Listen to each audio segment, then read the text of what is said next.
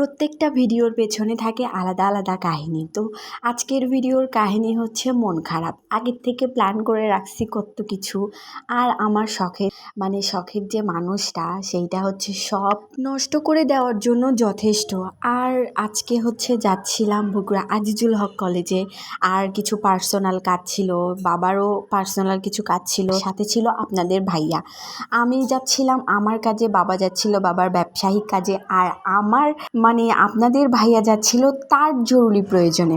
তো এইখানে মেইন প্রয়োজন ছিল সব কিছুই, তিনজনেরই তিনটা প্রয়োজন ছিল, গুরুত্বপূর্ণ কাজ ছিল। তো সেইখান থেকে লাস্ট পর্যায়ে গিয়ে আমি আর আমার বাবা সে গুরুত্বপূর্ণ কাজটা কমপ্লিট করতে পারছি, দুইজন দুজনেরটা করতে পারছি। কিন্তু আপনাদের ভাইয়া যারটা বেশি বেশি মোর দ্যান ইম্পর্টেন্ট সেইটাই করা হয় নাই।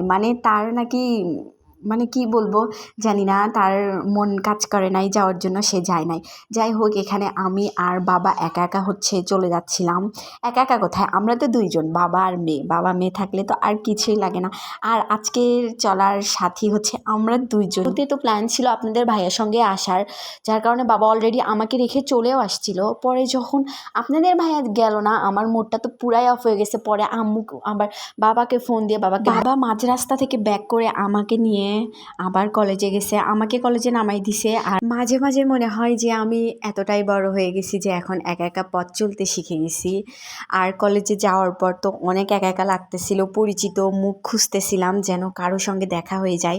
তো ভাগ্যক্রমে আমার সেই স্কুল ফ্রেন্ডের সঙ্গে দেখা হয়ে গেছে, আর তার হেল্পে আমি আমার যে কাজটা ছিল সেটা কমপ্লিট করতে পারছি। তারপর একা একা টুকটাক একটু এইদিকে ওইদিকে ঘোরাঘুরি করছি। আর কলেজে দেখলাম যে অনেক সুন্দর সুন্দর নতুন উদ্যোক্তারা নতুন নতুন ছোটোখাটো দোকান দিয়ে বসছে। তো আমার অনেক শখ ছিল যে আপনাদের ভাইয়াকে সাথে নিয়ে গিয়ে পুরোটা ঘুরবো। এইদিকে তো আপনাদের ভাইয়া শুরুতে আমার মুডটা অফ করে দিছে, কি আর করব বলেন।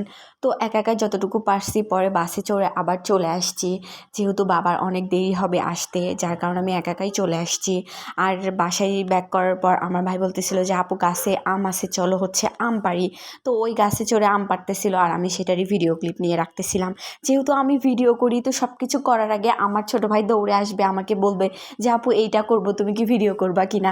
এই জিনিসগুলো আমার আসলে অনেক ভালো লাগে, একটা ভালো লাগা কাজ করে।